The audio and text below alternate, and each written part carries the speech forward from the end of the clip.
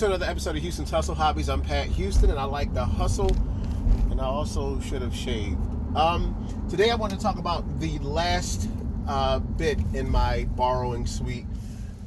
This is a kind of two subjects that I think need to be touched on. If you know, like if you're borrowing, of course you know if you're borrowing. Like I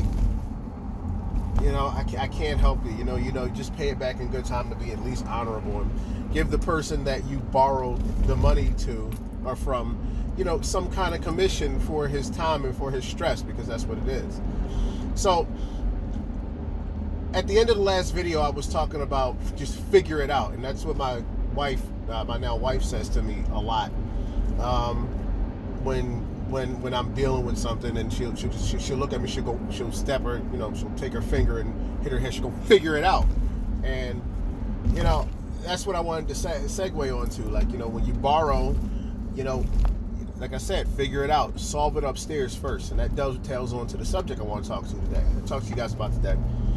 And it's about solving problems in your head. Solve it upstairs, right? So what like I said, I work as a technician. I work on a lot of ATMs, and I work on a lot of coin counters, and I work on a lot of giant multi-million-dollar, super hyper fast, super hyper accurate money counting machines. And I have casinos and corporations. People will literally stand over my shoulder, and when their machine is down, and if I don't fix it, it's just scary. Like, just imagine like the president of the United States standing over you while you're trying to, tie your shoe. And he's just like, looking like, what the fuck? Like, but a lot of people get cocky, he ain't nothing but a man too. But, it's the level of power, and that does hold some kind of precedence over you. And it does stunt your thinking. So a strategy that one of my mentors told me, that we always practice, was when we have a problem with a machine,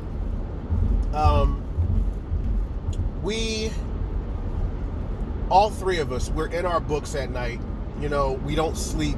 We think about the problem, and we call each other the first thing in the morning, and we have these little powwow meetings on how to fix the problem. And it's essential. We've already, and it's so interesting and essential. We've already solved the problem in our heads, so that once we get on site, the problem is mechanical. The solve to the problem is mechanical, because all the background work has been done first. There's nothing more embarrassing / just counterproductive than when you gotta bust open a 500-page manual or a laptop in front of like the vice president of the executive of whatever super Indian reservation casino type thing. So it's like, that's a mechanical thing. That's what I mean. Like my girl says, she says, figure it out. That's a mechanical thing. You have to solve problems upstairs in your head first, and you have to. I don't like to perseverate or ruminate on different things, but those are the times where you should just kind of work with the problem. And I think that's a really, really powerful lesson. Not a lot of people do that. Not a lot of people just stop and just deal with the problem emotionless and cold and go, what needs to be done to solve this problem? A lot of people get frustrated really easily. A lot of people, they lose their mind on crazy stuff. So it's just like, no, just sit and think.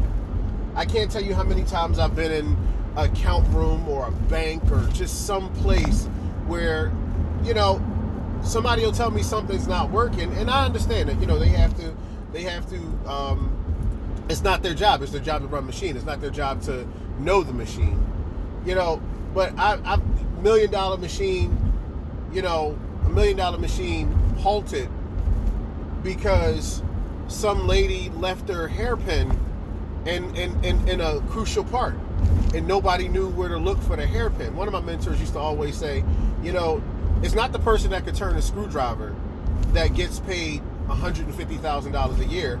It's the person that knows which screw to turn that gets the $150,000 a year, because they did all the background work that you wasn't looking at. So Again, that's why your mechanics, charge you so much. It's the premium for your stupid, basically, is what it is.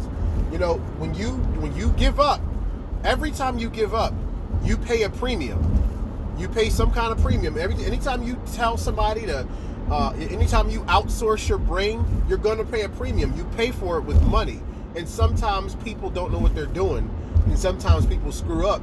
So you could lose your money. You might have to do it again, all because you just didn't think through the problem. So this lesson right here, I think, will save you millions. Not millions. Shit, millions, yeah. It'll save you a lot if you when you encounter a problem, you don't stop talking to yourself about the problem, and you don't stop figuring out ways on how to solve the problem. Do whatever you got to do. Write it down.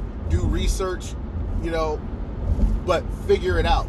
And you will save a ton.